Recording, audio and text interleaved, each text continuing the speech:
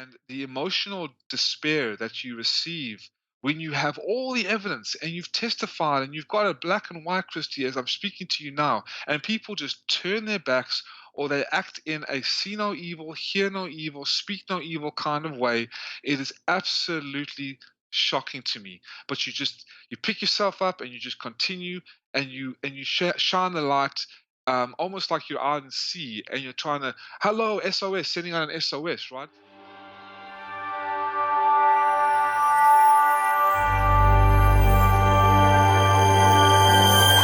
There is forced live organ harvesting genocide going on in China, happening right now. And that's according to a 21-year investigative journalist, someone who's been really digging into this. Welcome to KLIM, Kristi Leigh Independent Media.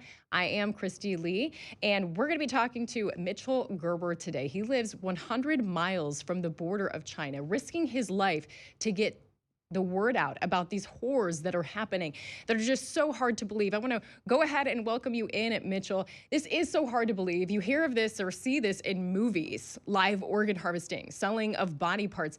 It's almost hard to accept it as a reality. So first of all, tell me about yourself and how on earth you came to start investigating China for this horrendous crime. Well, thank you, Christy, for allowing me to come on. It's been a pleasure and an honor to get hold of you and connect with you. I started in 2001 as an American citizen. Was born in South Africa. The only reason why is because my family fled Nazi occupied Lithuania and Hungary, and whatever was left of them, they moved to South Africa. That was where I was born. I moved to the United States, to Atlanta, Georgia, to become the first citizen in my family. 25 years lived in Atlanta, Georgia, and then moved to the borders of China in Hanoi, Vietnam, where I have been exposing this new form of evil that the CCP, the Chinese Communist Party, has concocted using the Chinese military, the hospitalization system, the secret police, and at least one quarter of China's gross domestic profit for the last 20 to 25 years to send hundreds and thousands of innocent Falun Gong practitioners. These are people from a spiritual movement that practice these spiritual meditation exercises and believe in truthfulness, compassion, and tolerance, as well as the Uyghur Muslims and house Christians, to state mandated hospitals, turning the doctors into murderers, cutting out the organs while alive, while these people are alive, and then selling their body parts, fueling a multi-billion-dollar business for the last 20 to 25 years. This is such an outrageous claim that you're making and that you've been working in. What kind of evidence have you been collecting to expose this? Well, I'd love to play the first clip. It's from an award-winning documentary. It's about a 2-minute clip for your audience because, yes, it is hard to believe and truly, I mean, a claim that has now been confirmed since 2006 when the Honorable David Kilgore and David Mattis, which you will see in the clip, um, they exposed and confirmed the allegations with their reports. By 2000, Falun Gong practitioners were disappearing into labor camps in mass numbers. At the same time, Chinese hospitals began promoting their organ transplant expertise. I'm David Mattis, and with me is David Kilgore. We've been asked to investigate allegations that there has been harvesting of organs of Falun Gong in China. David Kilgore is a former member of Parliament and former cabinet minister for Asia Pacific, and I'm a Winnipeg lawyer doing immigration, refugee, and international human rights law in Winnipeg. And we have now done our investigation, and we're producing this report. And I didn't know whether it was true or not, and so my task initially was to try to figure out a way of approaching the issue so that I could either prove it or disprove it and not just walk away and say, I don't know. The number of executions in China varied widely depending on who was counting. But Mattis says no matter which number he used, the number of executions and the number of organs didn't add up. The transplant volumes increased substantially after the persecution of Falun Gong began. And I mean, there's a lot of other evidence, but the most likely explanation for the increase is the Falun Gong. We pursued every investigative trail we could find. In the report, you will see that there are 18 different avenues of proof and disproof we considered and evaluated. Our bottom line conclusion, after considering everything as best we could, was that the allegations are true. we believe them to be true, that this harvesting is indeed happening. Matus says what made Falun Gong organs especially attractive was the practitioners' healthy lifestyle. They do not drink or smoke. On many of the recordings of phone calls made to more than 100 Chinese hospitals, doctors assure callers that transplant organs are from healthy Falun Gong practitioners. 都是那种健康的法轮功是吧？健康的法轮功。对，肯定是学的好的才能做完，因为这种东西做了要保证质量的。那是都要像你们都要做监狱去自己去挑选是吧？对，肯定。Okay, so you have been investigating this for 21 years. You don't even look old enough. So again, how did you fall into this? I was studying international business at the University of Georgia, Kristi. My father invested a lot of money in me. I was about to intern at a very prestigious investment firm, and my heart was not in the money, fame, fortune, and success at the moment. At that time, it was in exposing evil, because I really believe to fail to support the good and to fail to expose evil is unacceptable. So when I came to understand about this mind and body practice, namely Falun Gong, this large spiritual movement that became the life force of China, they were persecuted and have been criminalized simply because they refused to give up their spiritual beliefs, just like the Uyghur Muslims in Xinjiang in China. They were sent to these state-mandated hospitals and their organs cut out of their bodies. I had to do something. I had to really put my life on the line and expose everything I could, give everything I could to expose this and sacrifice all the opportunities that would make me very successful and wealthy in life to stand up for those who needed a voice. And as a Jewish person, my family thought I was nuts. Like, why are you giving up everything and disregarding your opportunities for something that doesn't even concern you and is a million miles away? And as I said to you, we do not tolerate rude behavior. When there are people suffering of all walks of life, we need to have that kind of voice for them. So I took it upon myself as a lone investigator, and I've been on the case ever since. And in 2000 and about 2 years ago, I think it's been so time flies, right? I was on a coalition with the main investigators, Kristi, in London, as I mentioned and as you saw in the clip. The Honourable David Kilgore, David Mattis, and Ethan Gutman, who are the main investigators that since 2006 have come up with 52 pieces of evidence that confirms that this is live organ harvesting. This is not some kidney in the bathtub story. This has been happening other places around the world, yes, but there's no other regime on the face of the earth to this day that is ordering a state-sanctioned, kill-to-order, on-demand genocide, taking a large group of people and killing them in the process of transplantation and selling their organs and then cremating the bodies, almost like a grotesque restaurant, taking a lobster out of a tank, just cutting it open and in front of you, and there we go. And this is in a matter of 2 or 3 weeks, reducing waiting times from 4 to 8 years for a heart and 2 to 3 years for a liver. This is how diabolical it is. Now I want to make what might seem like a strange correlation. We're coming out of a 20-year war with Afghanistan, and what you hear from some that supported the end of that is we should have never gotten involved in the first place. It's not our place. We should just America first or worry about what's happening here. So how do you get the West to care about something that's going on in China if many didn't want to get involved in other countries? Great question, and I'll preface it with this, that 60 years ago, when Felix Frankfurter, a U.S. Supreme Court judge of the Jewish faith, heard that the Nazis were slaughtering Jews in the concentration camps, his first reaction is, I can't believe this is true. I can't believe this is happening. The American society reacted to the Holocaust, believed the unbelievable. Well, the same type of genocide is happening in China. And we have the names of the Western politicians. We have the names of the Western politicians and business people and those who are involved colluding with the Chinese Communist Party. We haven't released it yet. People, their first reactions are, well, it's got nothing to do with me, but it has got to do with you, because now the CCP and the CCP virus is at your doorstep and in your backyard.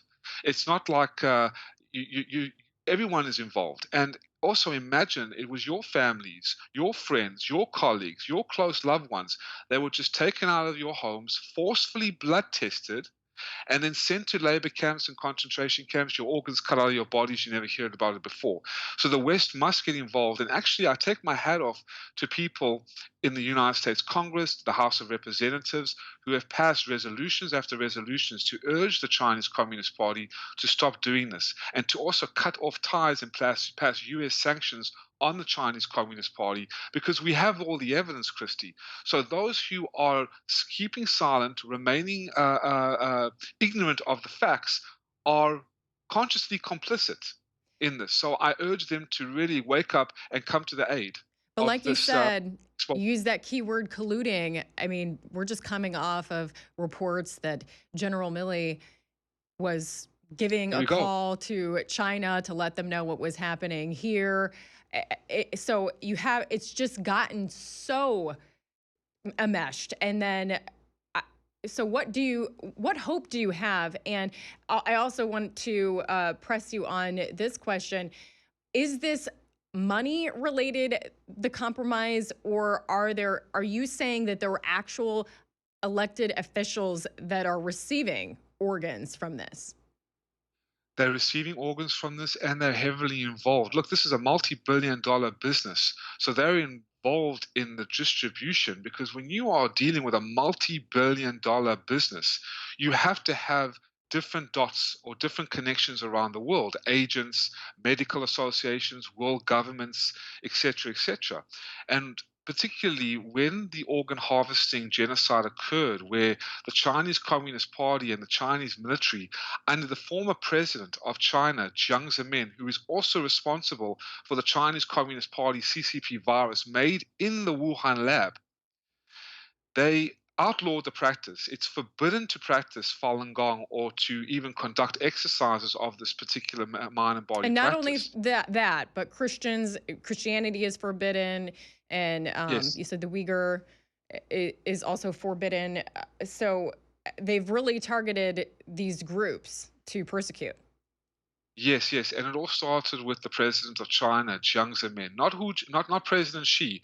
Jiang Zemin, let's just be clear. He started this outright slaughter of these innocent minority groups, particularly 95% of the entire organ trade are coming from the Falun Gong as well as the Uyghur Muslims. What is it about the Falun Gong that is maybe even more threatening than the Christians and other religions?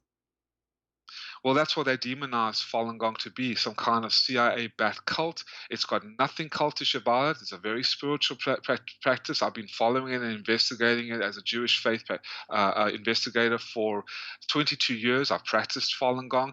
There's nothing cultish about it. It's actually very honorable and practiced around the world in over 120 different countries. And the founder, Mr. Leigh, has been nominated for 5 Nobel Peace Prizes. But it was demonized because it became the largest spiritual movement in China.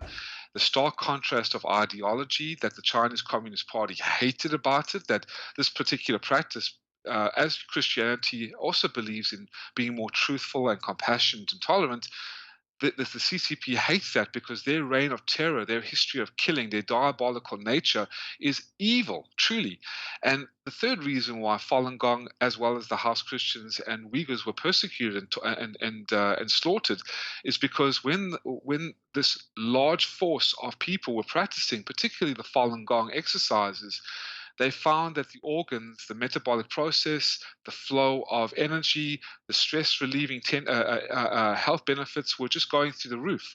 1 out of every 12 Chinese national citizens, Kristi, were practicing this holistic mind and body practice by 1998. So they found a huge donor market of live organs that they could use, cut out of the bodies, and then sell. And that's why they banned Falun Gong, particularly the president of China in that time, Jiang Zemin, who again is also responsible for the bioweapon, which we have to be honest and confirmed about. Mr. Cyrus Parser, the founder of the AI organization, which I hope you can have on your show, he actually exposed this 2 days ago on his Twitter account. Phenomenal research, 4 books he's written.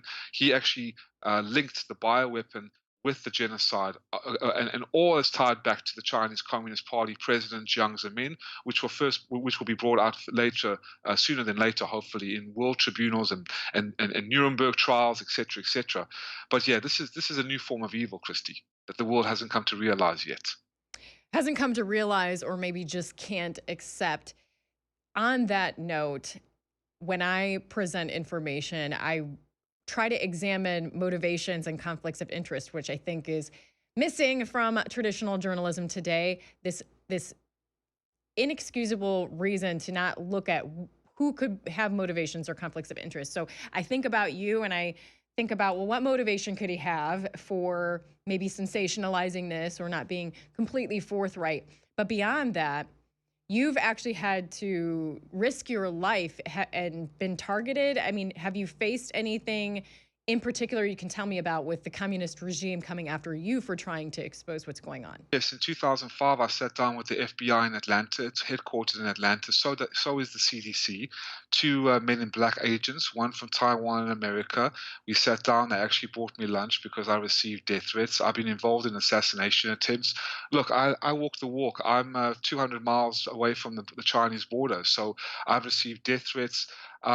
But again, to fail to support what is good and to fail to expose what is evil is unacceptable. Plus, we have evidence which is irrefutable. And another piece of evidence that doesn't make this sensational and makes this truly confirmed beyond a reasonable doubt is the China tribunal that was conducted by Jeffrey Nice QC, who was the leading prosecutor for the Slobodan Milosevic tribunal, the former Yugoslavian dictator.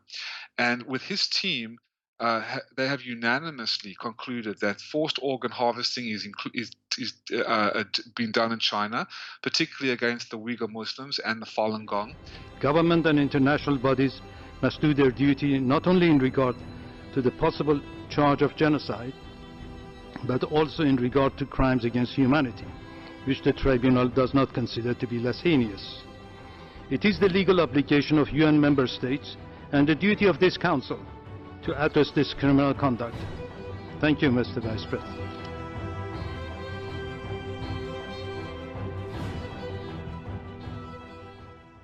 So there's absolutely no doubt. I mean, they have books on this. The evidence is clear, but in terms of the propaganda and the deluge of propaganda that's coming out of Beijing by the CCP and its minions and its communist mouthpieces, the mainstream media, big tech, big pharma, the multinational corporations, it's absolutely diabolical. And I hope these people will soon regain their consciousness, get in touch with their souls, and look themselves in the mirror and see exactly what they're doing. Is money that important? Is fame and fortune that important? Or is extinction before a loss of profit that more important than that?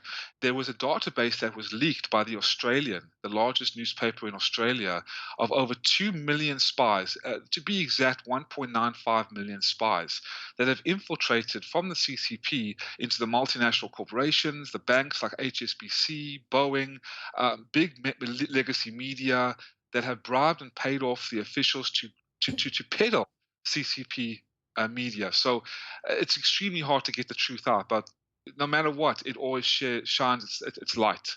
What have you observed over the period of time you've been investigating what's going on? Yes, well, the main investigators, Ethan Gutman, David Mattis, and David Kilgore, have written books about this. They were just Israel has passed the transplantation law of 2008 that forbids any of their citizens of going to China to get a transplant because they've seen what has gone on with the Falun Gong and the Uyghur Muslims. But there has been House resolutions that have been passed. There have been talks of U.S. sanctions against the Chinese Communist Party. Mike Pompeo, Peter Navarro, Bannon, even Trump have said many things about this. They passed human trafficking laws. Trump definitely passed 3 proclamations of human trafficking laws, including noting about the Chinese Communist Party's forced live organ harvesting. He didn't pass anything about that, but he has mentioned My it, administration is putting aggressive and knows full well repression on about it. traffickers of Unlike human the other abroad, and presidents that really we are didn't, freeing just innocent blew it off as victims like, every nothing, single day. oh, that issue. But the United Nations, unfortunately, has been controlled by the CCP. The World Health Organization is controlled by the CCP. Actually, 4 specialized units out of the 15 are run by the CCP. So it's very hard to get legislation out. But the European Parliament, the European Union are working hard to pass legislation as well. So the world is waking up, Kristi. And thank God for your wonderful show, because if it wasn't for you or Alex or Leanne McAdoo or Owen Schroyer, the world would not come to know about this, because I'm in the dark here. I do this for no money, no fame, no recognition. I leave no name and I seek no reward. I just want to get the work out. To me, it's God's work. Because as a man, why would I want to waste my time, chasing money when I haven't done anything to accomplish significance? And that's most important in this world, that before someone passes in this world, you want to be able to contribute a part of your time or your life to stand up for what is right and do the right thing. Have there been any specific leaders that have been especially helpful in your cause? Some specific elected officials or anything that you can name that have really spearheaded this? Absolutely. The World Organization to Investigate the Persecution of Falun Gong is one organization, or the Coalition to Investigate the Persecution of Falun Gong is another. Edward McMillan Scott is the 3-time former VP of the European Parliament, a brilliant man, and he has definitely come together with the investigators to expose this. Republican Chris Smith of the House of Representatives, I believe, is Senator Chris Smith, or the U.S. Senate, and there are others, but not many, believe me, not many have come to the aid of exposing this. There have been many world leaders that have hidden these crimes and are colluding with the Chinese Communist Party, unfortunately. But like I said, we're not going to release those names. But if one man stands out of the crowd, it's Edward McMillan Scott, the former VP of the European Parliament, European Union. European Parliament, excuse me, and he has really spoken out about this. And what I like about Secretary of State, former Secretary of State Mike Pompeo, and the former advisor, or the assistant advisor to the president of President Trump, Peter Navarro, brilliant men who have also spoke about this. Peter Navarro is a legend in his own right too, because he spoke out about this. He did a documentary. And what I love also about Alex Jones is that he was the first one in his documentary Endgame who mentioned about the Falun Gong as well. Stu Peters, I found that a lot of conservative broadcasting podcasters and show hosts will come to the aid, but I don't see any of the left. I don't see Rachel Maddow. I don't see Joy Reid. I don't see any of these people from MSNBC. Do you think they They've just don't believe it? Falun. Do you think the people that you just mentioned just don't believe you, don't care, are paid off? What do you think is the motivation behind them not wanting to talk about this? Yes, I think they're heavily involved in the propaganda. I think they're not bad people, but I think that they need to come to their senses and look and discern.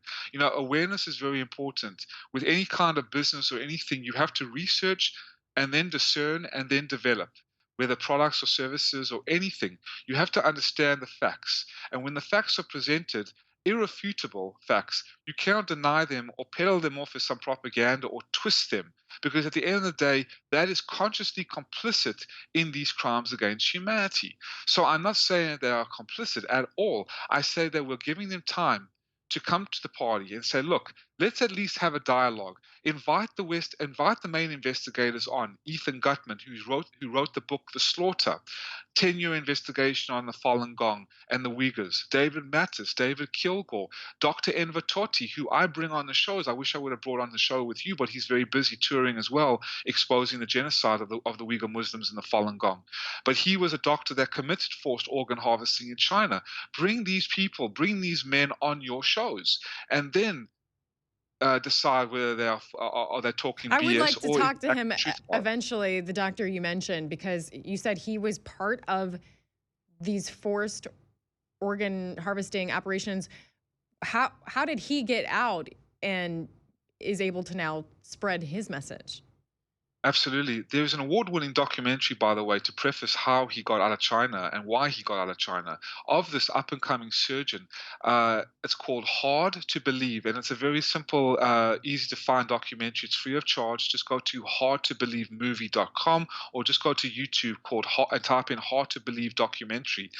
And in the documentary, they detail his testimony and his life. Dr. Invertorti was an up-and-coming surgeon, Kristi, in 1995, who was forced by the CCP to go to an execution ground with him and his team, and he heard gunshots. This is his testimony that he usually shares on live and around the world, and that the Chinese Communist Party and the military shot this prisoner of conscience, brought him to him while he was shot and bleeding, and forced Dr. Invertorti to do live organ harvesting.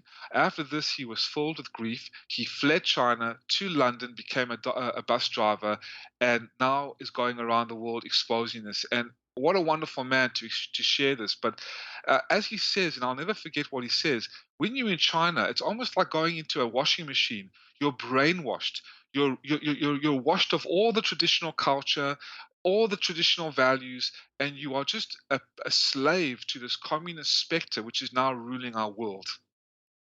They'll come to China, then they'll match the buyer's blood with the victim in camp number one, for example, and a police signature is all you need.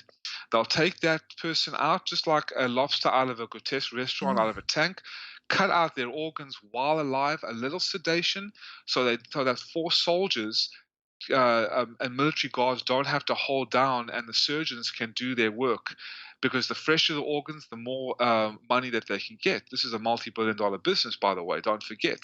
So just a police signature, a match of a blood type coming out of the camp into the execution ground is now brought into the theater.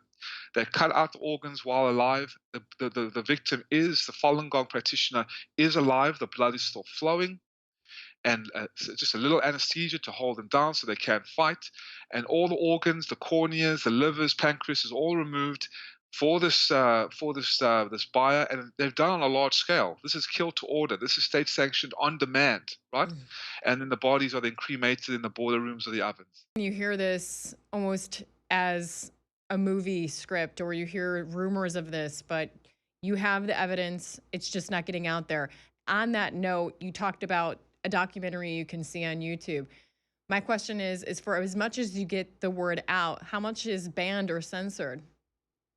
I'm banned and censored all over the place, and we are banned. But yeah, it's such an uphill battle because people are making so much money off this organ harvesting trade, and it's so hard to believe that this is going on.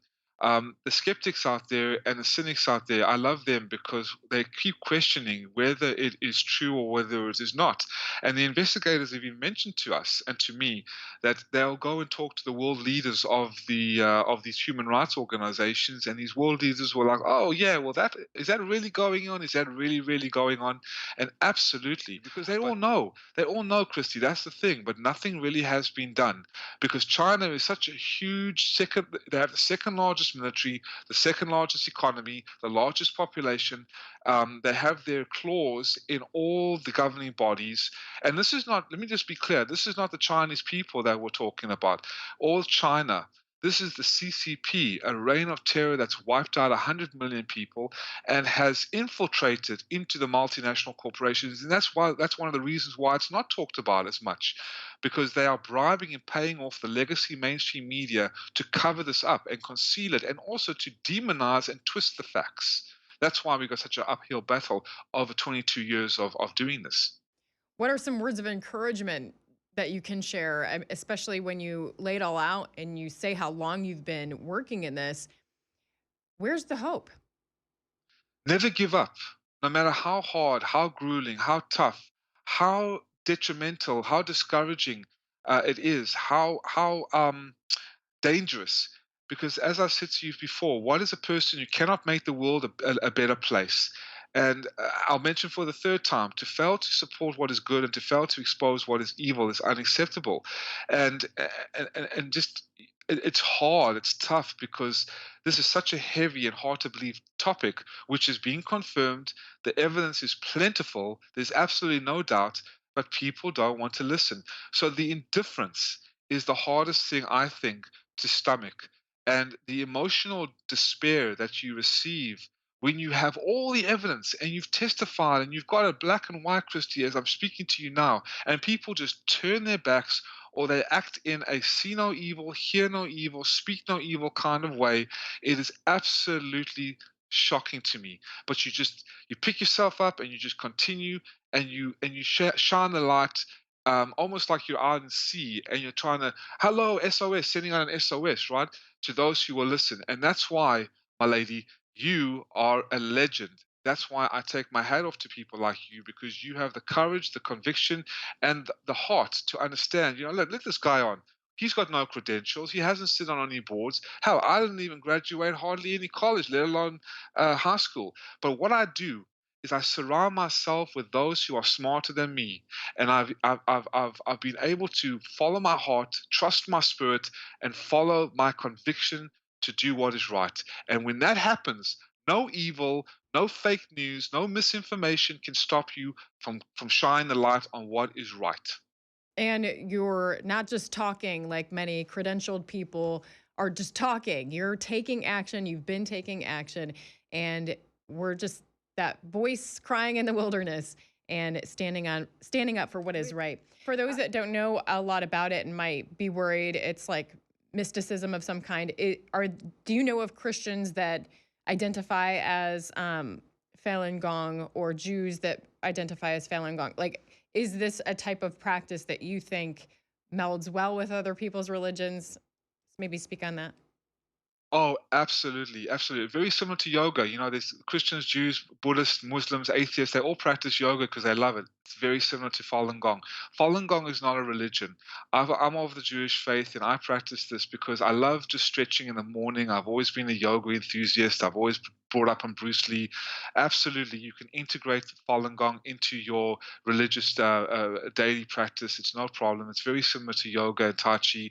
It has no threat to convert you or rob you of your family or force you, or there's no money involved, or it's not like some kind of evil cult that unfortunately the Chinese Communist Party has demonized it as. It's absolutely ridiculous. So you could integrate it into your daily life, of course, and you'll feel tremendously better. Clearly working for those people's organs and making that they identify them as being the healthy ones. Exactly. And that's the thing. If Falun Gong is such an evil, sinister cult, then why is the Chinese Communist Party killing them, slaughtering them, and selling their organs as the healthiest organs in the world? I mean, Christians have been demonized. It's shocking. So yeah, that's the irony of it, isn't it? But, right. And before I cut you off, you had started talking something about skeptics, I believe. Yes, for the diehard skeptics and the diehard cynics out there, Kristi, I highly recommend the reports, because the proof is in the evidence. The proof is in the pudding, and it's irrefutable evidence at that. At endtransplantabuse.org. That's endtransplantabuse.org.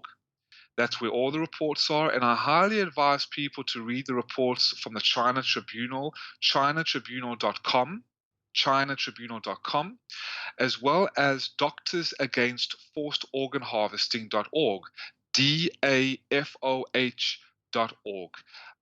And if people really want to learn about the communist specter of China that is now ruling our world, an incredible publication out of New York, which is right now exploding in popularity, is the Epoch Times. Their journalism is phenomenal. They've just branched out into the Epoch Times, Epoch TV, but the Epoch Times published an editorial series which is free to watch, to listen to, and to read. It's called "The Communist Spectre is ruling our world. Just go to the epochtimes.com. The communist specter is ruling our world. A phenomenal publication. As a, Kristi, as an investigative journalist, I love InfoWars as well. People think, oh, you listen to that Alex Jones. He's a crazy one. Oh, that guy who said that all the Sandy Hook people, children died. First of all, Alex didn't say that. Second of all, I love Alex's passion because Alex Jones and Owen Schroyer, they are the resistance. The intel community loves him. We love him because he is the resistance, and that's why I saw InfoWars. You partner with him. It's amazing. Just like Stu Peters or Steve Bannon, you all have a part to play, and you are the resistance. Kristi, let me tell you, you're putting everything on the line. That's what I love about you, madam. That's why I appreciate about you and your producers, because every day of your life, you're working to fight a war against good and protecting those who cannot fight back against evil. And that's why I take my hat off for you. And I can't thank you enough for coming on your show tonight. Or you're doing the real work, feet on the ground, risking your life, trying to expose these horrors in China. And all we can do is hope and pray that it continues to be exposed and that something is done about it. Is there anything else that we had not talked about that you really want to make sure you get across? Ethan Gutman, again, is one of the main investigators. In the award-winning documentary, in Hard to Believe, you will see he is the bald-headed American businessman slash journalist who first came out about this with David Kilgore and David Mattis about the organ harvesting. And he shared with a reporter once, when the reporter asked him, what do you say to those people who still doubt that organ harvesting has occurred or is occurring on a large scale in China, especially through the use of Falun Gong practitioners? He says, well, the dogs bark, the caravan moves on. The Slaughter, my book, has been out for a year. That's plenty of time for serious reviewers to question my conclusions. I can't think of one who has. Even the South China Morning Post, which obviously had to give a critical review given their financial relationship with the mainland, didn't even dare. And I stand by every footnote, every interview. I don't begrudge anyone the right to doubt. As I say in my book, these are serious allegations, toxic allegations, but no one has the right to dismiss the allegations without actually reading the corpus of work that has been published. The Slaughter, my book, Bloody Harvest in State Organs from David Kilgore and David Mattis, not to mention all the investigative reports that have been published by the Epoch Times, the World Organization to Investigate the Persecution of Falun Gong, and Doctors Against Forced Organ Harvesting. This investigation started in 2006, yet the volume of investigative work is only increasing. You want to comment? Hit the books. If someone is too lazy to read about this subject or just doesn't care enough about Chinese atrocities to bother, perhaps they should keep silent. And I think that is, in a nutshell, what it's all about. Very good. Well, thank you so much, Mitchell, for being on, being brave, continuing to carry the torch for this cause. And we'll be in touch. I'm sure we'll be getting regular updates.